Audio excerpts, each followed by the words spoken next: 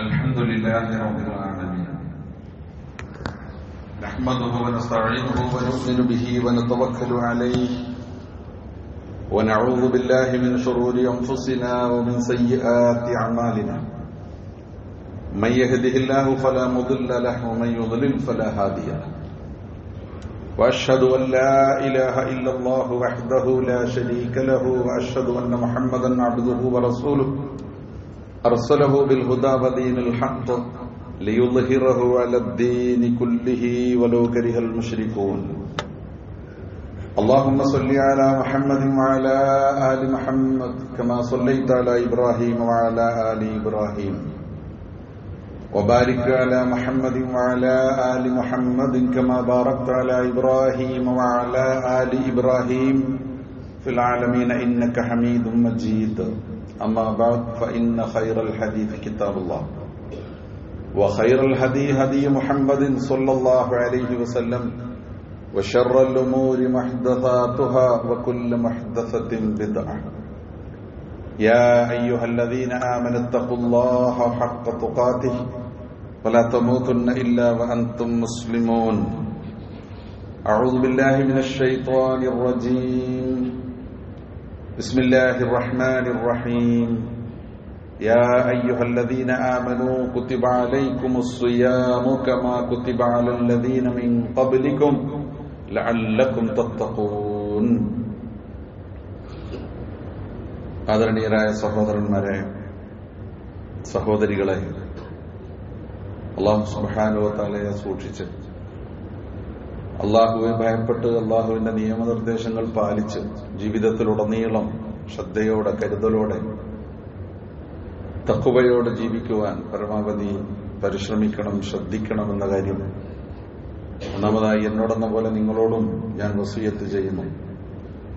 അല്ലാഹു സുബ്ഹാനഹു വ തആല മുഅ്മിനീങ്ങളും മുത്തഖീങ്ങളുമായി ജീവിക്കാൻ, ഈമാനോടുകൂടി മരിക്കാനുമുള്ള സൗഭാഗ്യം നാം ഏവർക്കും പ്രദാനം ചെയ്ത് നമ്മെ അനുഗ്രഹിക്കുമാറാകട്ടെ. ദീനിന്റെ അടിസ്ഥാനങ്ങളെ സംബന്ധിച്ച് ഏതാനും ആഴ്ചകളായിട്ട് നമ്മൾ സംസാരിച്ചുകൊണ്ടിരിക്കുകയാണ്. നമസ്കാരം, സക്കാത്ത്, അർക്കാനുൽ ഇസ്ലാമിലെ, ഇസ്ലാമിന്റെ 5 തൂണുകളിലെ, പഞ്ചസ്തംഭങ്ങളിലെ, ഇസ്ലാം കാര്യങ്ങളിലെ സക്കാത്ത് കഴിഞ്ഞാൽ പിന്നെ ഉള്ള കാര്യം അത് നോമ്പാണ്. നോമ്പ്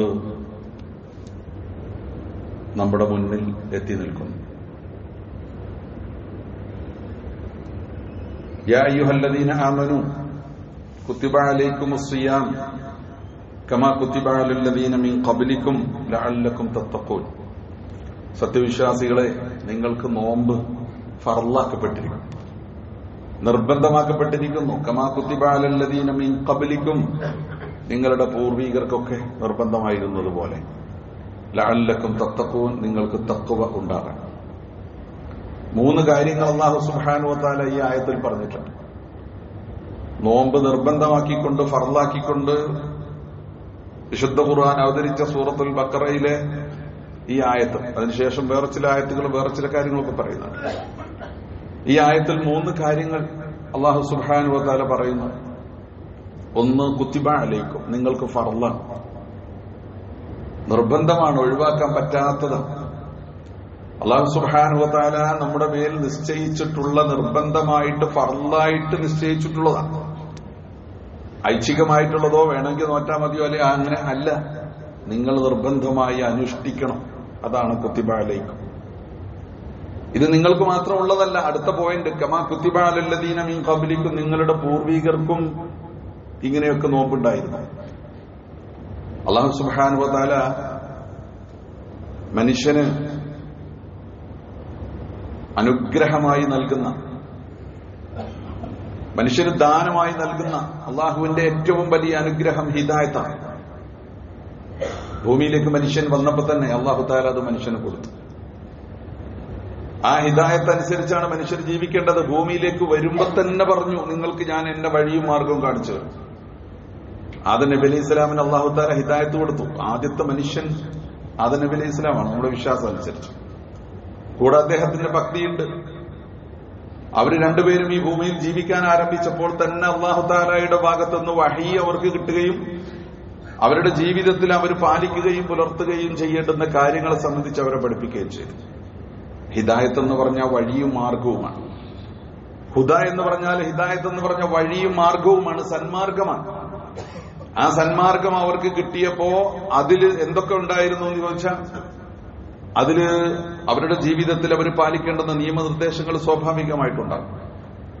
അതിന്റെ ഈ മുമ്പ് അതിൽ ഏറ്റവും പ്രധാനപ്പെട്ട ഒരു കാര്യം എന്താണെന്ന് ചോദിച്ചാൽ തങ്ങളുടെ സൃഷ്ടാവായ നാഥനുമായി തമ്പുരാനുമായിട്ടുള്ള നിരന്തരമായ ബന്ധം കാത്തു സൂക്ഷിക്കാനുള്ള ഒരു ലിങ്ക്, നമ്മുടെ ഭാഷയിൽ ഇപ്പൊ പറഞ്ഞ ഒരു ഹോട്ട് ലൈൻ, അത് വളരെയേറെ ആവശ്യമാണ്. കാരണം ഭൂമിയിൽ മനുഷ്യൻ വെറും ഒരു മൃഗമായിട്ട് വന്നതല്ല, വെറും ഒരു ജന്തുവല്ല. ജന്തുക്കളെ പോലെ മനുഷ്യന് ജീവിക്കാൻ പറ്റൂല. അവനിവിടെ ജീവിക്കേണ്ടത് സൃഷ്ടാവായ നാഥൻ അവന് ഏതൊരു ദൗത്യവും ചുമതലയും ഏൽപ്പിച്ചു വിട്ടിട്ടുണ്ടോ അത് നിർവഹിച്ചുകൊണ്ടാണ്. ഭൂമിയിൽ മനുഷ്യൻ അള്ളാഹുവിന്റെ ഖലീഫയാണ്, അള്ളാഹുവിന്റെ അബ്ദാണ്, അള്ളാഹുവിന്റെ ദാസനാണ്. അബ്ദിൽ നിന്ന് ഇബാദത്ത് വേണം. ഖലീഫ എന്ന അർത്ഥത്തിൽ, അള്ളാഹുവിന്റെ പ്രതിനിധി എന്ന അർത്ഥത്തിൽ ഭൂമിയിൽ അവൻ ജീവിക്കുമ്പോൾ അവനിവിടെ ചെയ്യേണ്ടുന്ന പ്രവർത്തിക്കേണ്ടുന്ന കാര്യങ്ങളെ സംബന്ധിച്ച് കൃത്യമായ നിർദ്ദേശം അവിടുന്നുണ്ട്. ഒരു പ്രതിനിധി എന്ന് പറഞ്ഞാൽ സ്വന്തമായിട്ട് ചെയ്യാൻ പറ്റൂല, സ്വന്തമായിട്ട് ചെയ്യാൻ പറ്റൂല പ്രതിനിധിക്കില്ലേ. അള്ളാഹു സുബ്ഹാനഹു വ തആല കൽപ്പിക്കണം, അള്ളാഹു കൽപ്പിക്കണം. നമ്മുടെ ഒരു പ്രതിനിധിയായിട്ട് പകരം ഒരാളെ പറഞ്ഞയച്ചാൽ, എനിക്ക് പോകേണ്ടടുത്ത് ഞാൻ പോകാൻ പറ്റാത്തതുകൊണ്ട് ഒരു പ്രതിനിധിയെ പറഞ്ഞയച്ചാൽ ഞാൻ എന്താണോ പറഞ്ഞത് അതല്ലേ അയാൾ ചെയ്യേണ്ടത്. മനുഷ്യൻ ഭൂമിയിൽ അള്ളാഹുവിന്റെ പ്രതിനിധി എവിടെ വന്നിട്ട് തോന്നിയതുപോലെ ചെയ്യാൻ പറ്റൂല. അപ്പൊ അള്ളാഹുവിന്റെ പ്രതിനിധിയായി ഭൂമിയിൽ ഈ വന്ന മനുഷ്യന് അള്ളാഹുവുമായിട്ടുള്ള ആ ബന്ധ ഓർമ്മ പടച്ച റബ്ബിന്റെ പ്രതിനിധിയാണ് ഞാൻ. യഥേഷ്ടം തന്നിഷ്ടം ജീവിക്കാൻ എനിക്ക് അവകാശമില്ല. എന്റെ ജീവിതത്തെക്കുറിച്ച് ചോദിക്കപ്പെടും. ഞാൻ തിരിച്ചു ചെല്ലേണ്ടവനാണ്, കണക്ക് ബോധിപ്പിക്കേണ്ടവനാണ്. എന്റെ ജീവിതത്തിന് കണക്ക് പറയണം. എന്റെ നാഥൻ എന്നെ സദാ കണ്ടുകൊണ്ടിരിക്കുന്നു, നോക്കിക്കൊണ്ടിരിക്കുന്നു, നിരീക്ഷിച്ചുകൊണ്ടിരിക്കുന്നു, വീക്ഷിച്ചുകൊണ്ടിരിക്കുന്നു. ഞാൻ അവന്റെ ദൃഷ്ടിയുടെ മുമ്പിലാണ്. ഈ ബോധം ഒരു മനുഷ്യന് നിരന്തരമായിട്ട് നിൽക്കണം. അത് മനുഷ്യർക്ക് ഉണ്ടാകുമ്പോൾ മാത്രമേ മനുഷ്യർക്ക് ആ ഖലീഫ എന്ന അർത്ഥത്തിലും അബ്ദ് എന്ന അർത്ഥത്തിലും ജീവിക്കാനും പ്രവർത്തിക്കാനും സാധിക്കും. അതിന് അല്ലാഹു സുബ്ഹാനഹു വ തആല ചെയ്തു വെച്ച മാർഗമാണ് ആരാധനാ പരിപാടികൾ. നമ്മൾ പറഞ്ഞിട്ടുണ്ട് ആരാധനയുടെ പല സംഗതികൾ. ആത്മാവുമായി ബന്ധപ്പെട്ട് മനുഷ്യൻ പടച്ച റബ്ബുമായിട്ട് ഏറ്റവും കൂടുതൽ അടുക്കുന്ന ഒരു സംവിധാനമാണ് ആരാധന എന്ന് പറയുന്നത്. അതുകൊണ്ട് മനുഷ്യൻ എന്ന് ഭൂമിയിൽ ജീവിതം ആരംഭിച്ചോ അന്നേ മനുഷ്യനോട് അല്ലാഹു തആല ആരാധനകളെ കുറിച്ച് പറഞ്ഞു, ആരാധനകൾ കൽപ്പിച്ചു. എന്തിനാണെന്നറിയോ? പടച്ച റബ്ബുമായിട്ടുള്ള ഈ ബന്ധം, ഈ ആത്മീയ ബന്ധം നിലനിൽക്കുവാൻ. ജീവിതത്തിൽ മറ്റു മേഖലകളിൽ പാലിക്കേണ്ടുന്ന പൊതുജീവിതത്തിലും സാമൂഹ്യ രംഗത്തും കുടുംബജീവിതത്തിലും ഒക്കെ പാലിക്കേണ്ട നിയമങ്ങളൊക്കെ പറഞ്ഞിട്ടുണ്ടാകും. അതൊക്കെ ഉള്ളതോടൊപ്പം തന്നെ അതൊക്കെയും പാലിച്ച് പുലർത്തി ജീവിക്കണമെങ്കിൽ മനുഷ്യന്റെ ഉള്ളിൽ ആദ്യമായിട്ട് ഈ ബോധം വേണം. പടച്ച റബ്ബുമായിട്ടുള്ള ബന്ധം അതിന് സജീവമാകും. അതിന് ആരാധനകളിൽപ്പെട്ട ഏറ്റവും പ്രധാനപ്പെട്ട കാര്യം നമസ്കാരമാണല്ലോ. നമസ്കാരത്തെ കുറിച്ച് നമുക്കൊക്കെ നമ്മൾ ഖുർആനിലൂടെ വായിച്ചു നോക്കിയാൽ നമുക്ക് മനസ്സിലാവും, ഇത് നമ്മളോട് മാത്രം പറഞ്ഞൊരു കാര്യമല്ല. മുഹമ്മദ് നബി സല്ലല്ലാഹു അലൈഹി വസല്ലമയുടെ ഉമ്മത്തിനോട് മാത്രമാണോ നമസ്കാരത്തെ കുറിച്ച് പറഞ്ഞത്? അല്ല. അതിനു മുമ്പുള്ള പ്രവാചകന്മാരൊക്കെയും തങ്ങളുടെ സമൂഹത്തോട് നമസ്കരിക്കാൻ വേണ്ടി കൽപ്പിച്ചിരുന്നു, അല്ലെ? ഇബ്രാഹിം നബി അലൈഹി സ്വലാം അദ്ദേഹത്തിന്റെ മക്കളോട് നമസ്കരിക്കാൻ കൽപ്പിക്കുകയും പടച്ചവനെ എന്റെ മക്കളിൽ നമസ്കാരം നിലനിർത്തുന്നവരാക്കേണമേ എന്ന് പ്രാർത്ഥിക്കുകയും ചെയ്തു നമുക്ക് കാണാൻ സാധിക്കും. ഈസാ നബി അലൈഹി സ്വലാമിലെ അദ്ദേഹം തൊട്ടിലിൽ കിടന്നുകൊണ്ട് പോലും സംസാരിക്കുന്ന കാര്യം പറയുന്നുണ്ട്. അതിനുമുമ്പ് യഹ്യാ നബി അലൈഹി സ്വലാം സംസാരിച്ച കാര്യം പറയുന്നുണ്ട്. അവരൊക്കെ പറയുന്നത് ഔസ്വാനി ബിസ്വലാത്തി വസ്സകാത്തി മാ ദുംതു ഹയ്യ, ഞാൻ എത്ര കാലം ജീവിക്കുന്ന കാലമൊക്കെ നമസ്കാരവും സക്കാത്തും നിലനിർത്താൻ എന്റെ നാഥൻ എന്നോട് കൽപ്പിച്ചിരിക്കുന്നു, എനിക്ക് വഹി വന്നിരിക്കുന്നു എന്നാ. അവൻ നബി സല്ലല്ലാഹു അലൈഹി വസല്ലം മുഹമ്മദ് നബി സല്ലല്ലാഹു അലൈഹി വസല്ലമയുടെ കാലത്ത് മാത്രമല്ല നമസ്കാരം, അതിന് മുമ്പുണ്ട്, അല്ലെ?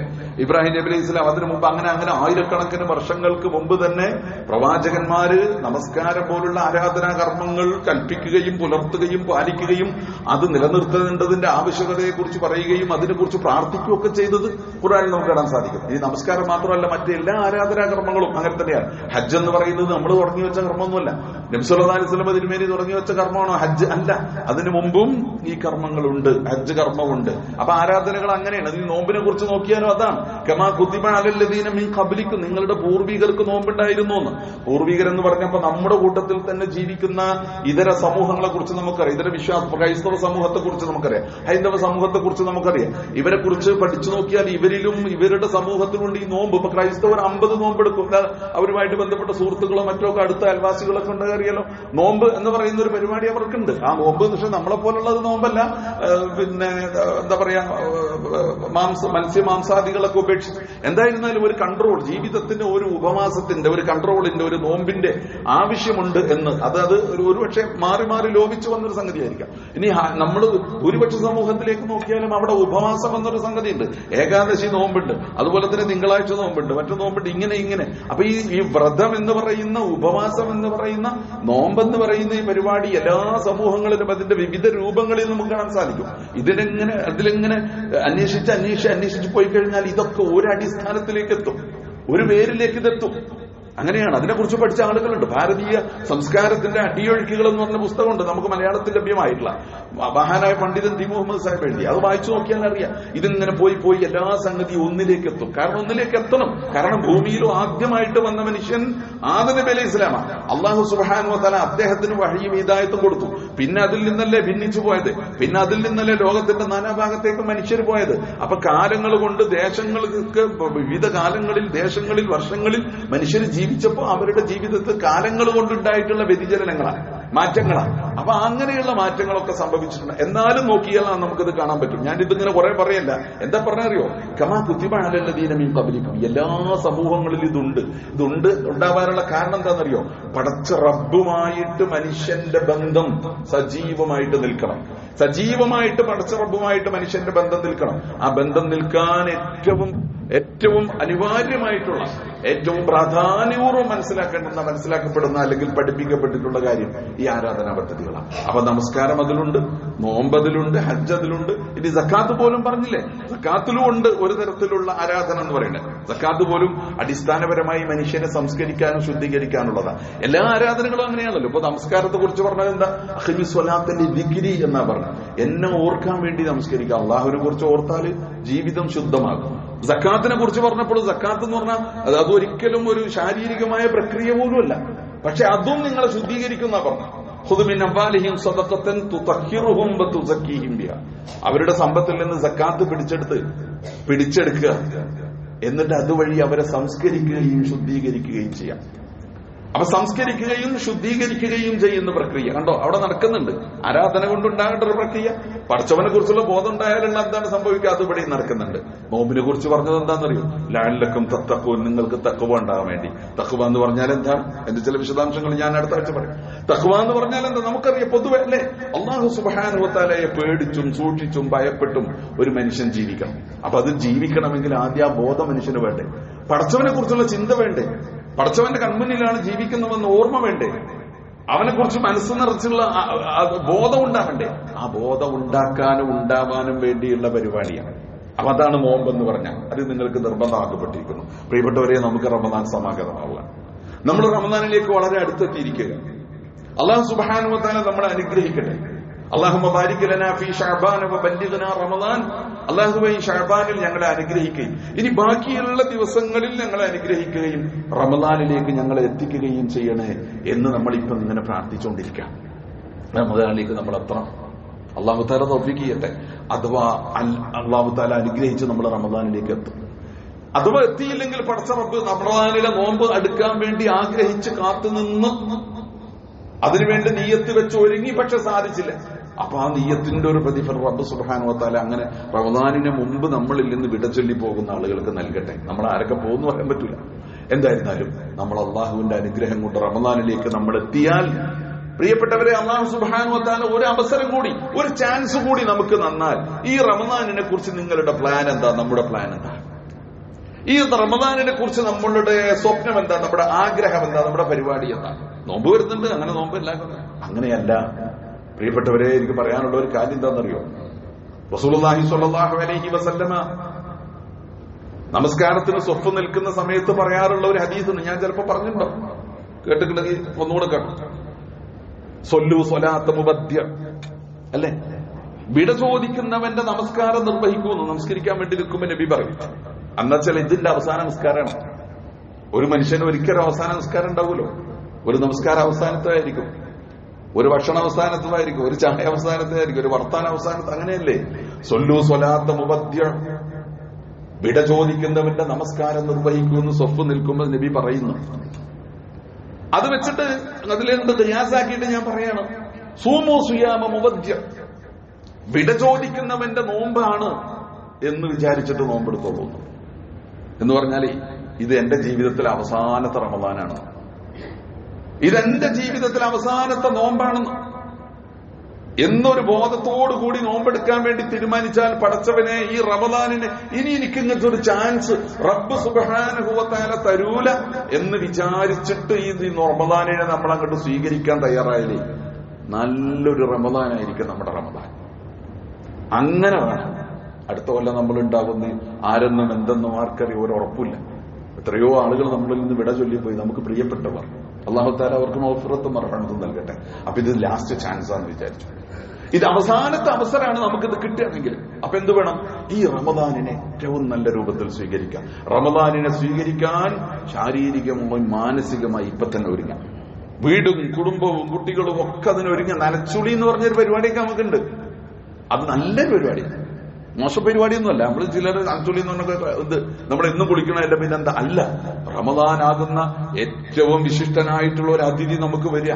നമ്മളെ വീട് എന്നും വൃത്തിപ്പെടുപ്പൊക്കെ ഉണ്ടാവും. പക്ഷെ ഒരു അതിഥിയൊക്കെ വരികയാണെങ്കിൽ നമ്മൾ ഒന്നുകൂടി റെഡിയാക്കി വെക്കൂലേ, ഒന്നുകൂടി മഞ്ചാക്കൂലേ, ഒന്നുകൂടി വൃത്തിയാക്കി വെക്കൂലേ, ഒന്നുകൂടി സെറ്റാക്കി വെക്കൂലേ? വെക്കും അല്ലെ? എന്നും ശരി തന്നെ, എന്നാലും വെക്കും.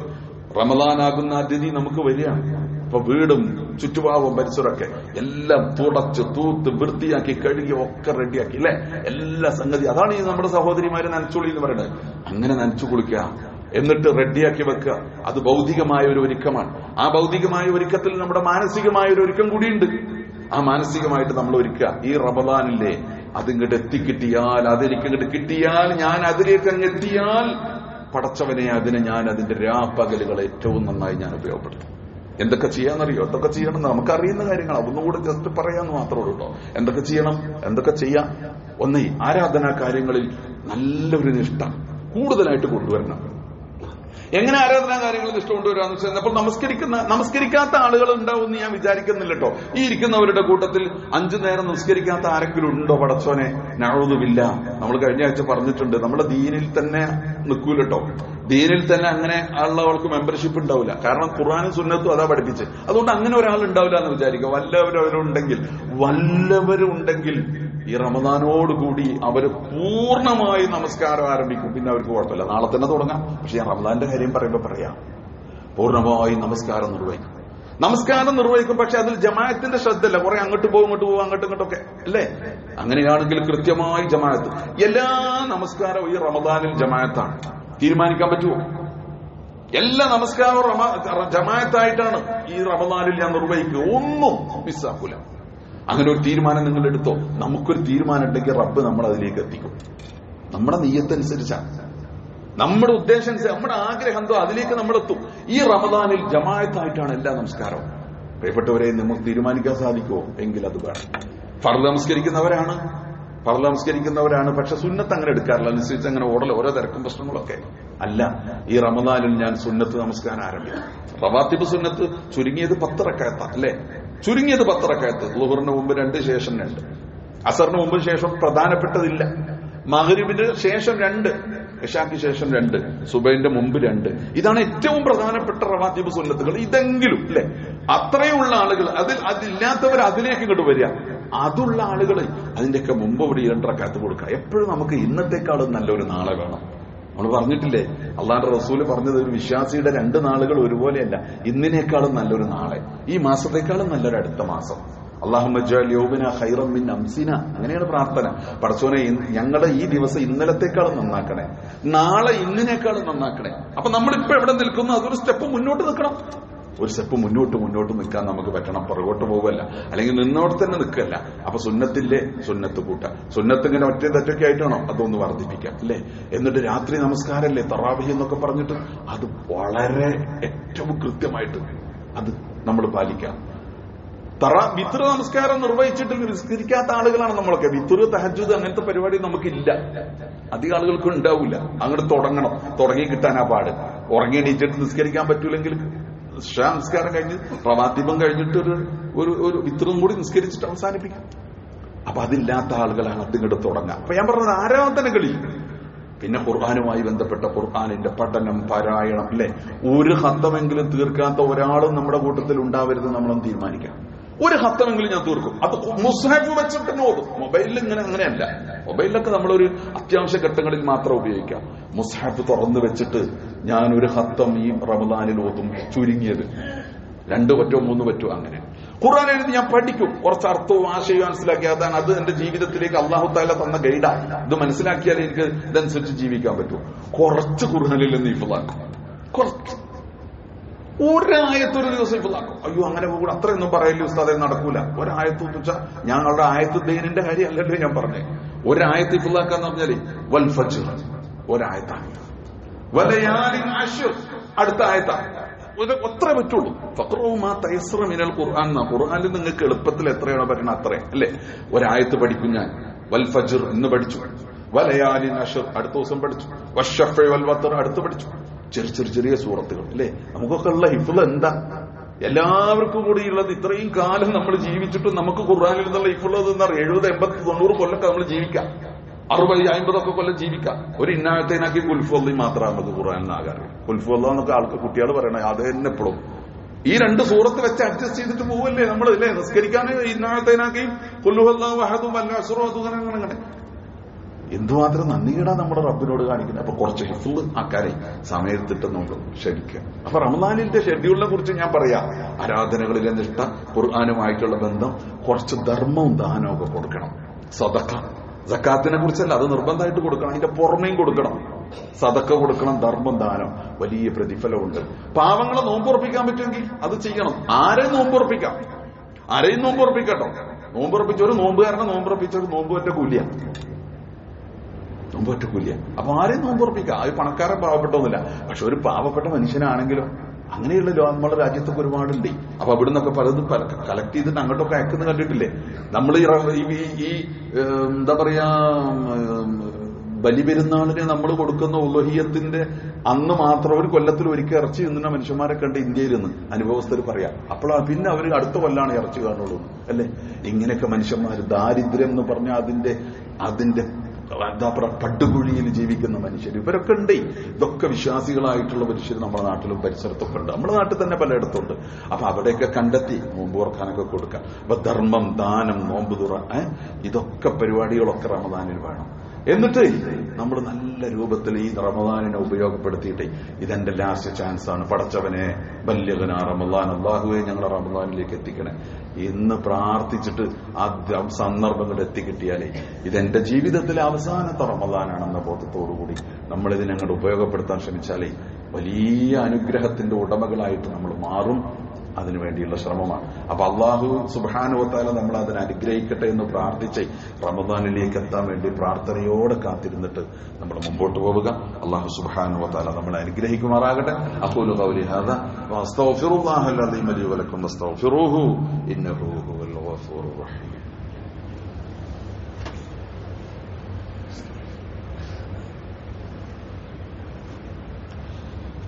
الحمد لله الذي هدانا لهذا وما كنا لنهتدي لولا أن هدانا الله. اللهم صل على محمد وعلى آل محمد. أيها المؤمنون أوصيكم عباد الله وإياي ثانيا بتقوى الله. അള്ളാഹു സൂക്ഷിച്ചുകൊണ്ട് ജീവിക്കാൻ ഒന്നുകൂടി ഓർമ്മപ്പെടുത്തുന്നു. അള്ളാഹു സുബ്ഹാനഹു വ തആല നമ്മളെയൊക്കെ കാത്തുരക്ഷിക്കുമാറാകട്ടെ, അനുഗ്രഹിക്കുമാറാകട്ടെ. പ്രിയപ്പെട്ടവരെ, നമ്മുടെ കൂട്ടത്തിൽ നിന്ന് പലരും ഇങ്ങനെ പിരിഞ്ഞു പോകുന്ന കാര്യം പറഞ്ഞുകൊണ്ടിരിക്കുക. അപ്പൊ നമ്മളിന്ന് പ്രത്യേകം അനുസ്മരിക്കുകയും പ്രാർത്ഥിക്കുകയും ചെയ്യണം. നമുക്കൊക്കെ പ്രിയപ്പെട്ടവരായിരുന്ന ഈ പ്രദേശത്തുള്ള ആളുകൾക്കൊക്കെ എല്ലാവർക്കും അറിയുന്ന, എനിക്ക് കുറച്ചേ അറിയുള്ളൂ, പറഞ്ഞു കേട്ട അറിവ് മാത്രം. പക്ഷെ നിങ്ങൾക്കൊക്കെ ധാരാളം അറിയും നമ്മുടെ പ്രിയപ്പെട്ട മാനുമാഷ്. അത് ഒരുപാട് കാലം നമുക്കിടയിൽ ജീവിച്ചു, ഒരുപാട് മക്കളെ പഠിപ്പിച്ച അധ്യാപകൻ, അല്ലെ? വലിയ ഒരുപാട് തലമുറ ശിഷ്യ സമ്പത്തുള്ള ആള്. അതുപോലെ തന്നെ സാമൂഹ്യ രംഗത്ത്, മാധ്യമരംഗത്ത്, പത്രപ്രവർത്തന രംഗത്തൊക്കെ പ്രവർത്തിച്ച ആളുകൾക്കൊക്കെ നല്ലത് പറയാനുണ്ടായിരുന്ന, ഒരുപാട് കാലം ജീവിച്ച് അവസാനം കുറച്ചു കാലം രോഗവശമൊക്കെ ആയിട്ടിരുന്നെങ്കിലും അവസാനം അള്ളാഹുവിന്റെ അജലെത്തി അള്ളാഹുവിലേക്ക് തിരിച്ചുപോയി. അള്ളാഹു സുബ്ഹാനഹു വ തആല അദ്ദേഹം ചെയ്ത നല്ല കർമ്മങ്ങളൊക്കെ സ്വീകരിക്കുമാറാകട്ടെ. ഒരുപാട് കർമ്മങ്ങൾ ചെയ്യാൻ അവസരം കിട്ടിയിട്ടുണ്ട്. അതാണല്ലോ നബി സല്ലല്ലാഹു അലൈഹി വസല്ലം പറഞ്ഞില്ലേ, ഒരു മനുഷ്യ ആരാ നല്ല മനുഷ്യൻ നബിയെന്ന് ചോദിച്ചു. മനുഷ്യരുടെ കൂട്ടത്തിൽ നല്ലവൻ ആരാ? നബി സല്ലല്ലാഹു അലൈഹി വസല്ലം പറഞ്ഞു, കുറെ കാലം ജീവിക്കാൻ പറ്റിയ ആള്. പക്ഷെ ഒന്നുണ്ട്, വഹസുന അമലു, ത്വാല ഉംറുഹു വഹസുന അമലുഹു. കുറെ കാലം ജീവിച്ചു, ജീവിച്ച കാലമൊക്കെ സൽക്കർമ്മങ്ങൾ ചെയ്യും. അതാണ് ഏറ്റവും വലിയ ഖൈറുന്നാസ്. അപ്പൊ അങ്ങനെ നമ്മുടെ അറിവും ധാരണയും അങ്ങനെ അല്ലാഹു തആല ആ കർമ്മങ്ങളൊക്കെ സ്വീകരിക്കുമാറാകട്ടെ. വേറെയും ചോദിച്ചിട്ടു അപ്പൊ തന്നെ അളഫ അയ്യുനാസി ഷെറുൻ യാ റസൂലല്ലാഹ് എന്ന് ചോദിച്ചു. അപ്പൊ ആരാ മോശപ്പെട്ട മനുഷ്യൻ നബി എന്ന് ചോദിച്ചു. അപ്പൊ നബി പറഞ്ഞു പാല ഉമറു, കുറെ കാലം ജീവിച്ചു, പക്ഷെ സാരാമലു ജീവിച്ച കാലം ഒക്കെ ബെടക്ക്, വേണ്ടാധീനങ്ങൾ, വൃത്തികെട്ട പ്രവർത്തനങ്ങൾ, കർമ്മങ്ങളൊക്കെ മോശം. ഒരു ദിവസം ജീവിച്ച അത്രയും തിന്മകൾ, ഒരു മണിക്കൂർ കൂടുതൽ കിട്ടിയ അത്രയും മോശപ്പെട്ട കാര്യങ്ങൾ. ഇങ്ങനെയുണ്ട് മനുഷ്യർ. അവരാണ് മനുഷ്യരുടെ കൂട്ടത്തിൽ മോശപ്പെട്ടവരെന്ന് അള്ളാഹുവിന്റെ റസൂൽ പറഞ്ഞു. അല്ലാഹു തആല നമ്മളെ കാത്തുരക്ഷിക്കുമാറാകട്ടെ. അപ്പൊ നമ്മുടെ മാനുമാഷി അതുപോലെ നമ്മുടെ പ്രിയപ്പെട്ടവർ അവരൊക്കെ ചെയ്ത സൽക്കർമ്മങ്ങളൊക്കെ റബ്ബ് സ്വീകരിക്കട്ടെ. മനുഷ്യന്മാരെന്ന നിലയ്ക്ക് എല്ലാവർക്കും കുറ്റം കുറവുണ്ട്. നമുക്കുണ്ടാവും, അവർക്കുണ്ടാവും, ഒക്കെ ഉണ്ടാവും, എല്ലാവർക്കും ഉണ്ടാവും. അല്ലാഹു തആല കാരുണ്യവാനാണ്. അല്ലാഹു തആല അത് പുറത്തു കൊടുക്കട്ടെ.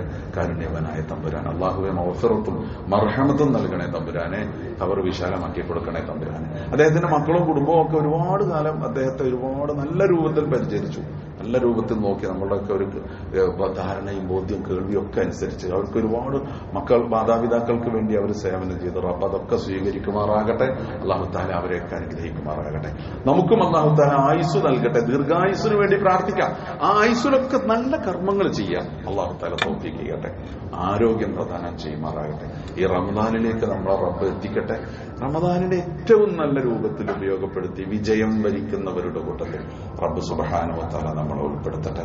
അല്ലാഹുമ്മ ഗ്ഫിർ ലിൽ മുഅ്മിനീന വൽ മുഅ്മിനാത്ത് വൽ മുസ്ലിമീന വൽ മുസ്ലിമാത്ത് അൽ അഹ്യാഇ മിൻഹും വൽ അംവാത്ത് ഇന്നക മുജീബു ദഅവാതി യാ ഖാദിൽ ഹജാത്ത് طيب ثراهم وجعل الجنة مأوانا ومأواهم اللهم أجرنا من النار اللهم أجرنا ووالدينا من النار اللهم أعز الإسلام والمسلمين وأذل الشرك والمشركين اللهم بارك لنا في شعبان وبلغنا رمضان اللهم بلغنا رمضان اللهم بلغنا رمضان برحمتك يا أرحم الراحمين ربنا اغفر لنا ولإخواننا الذين سبقونا بالإيمان ولا تجعل في قلوبنا غلا للذين آمنوا ربنا إنك الرؤوف الرحيم وصلى الله على محمد وآله وصحبه وسلم.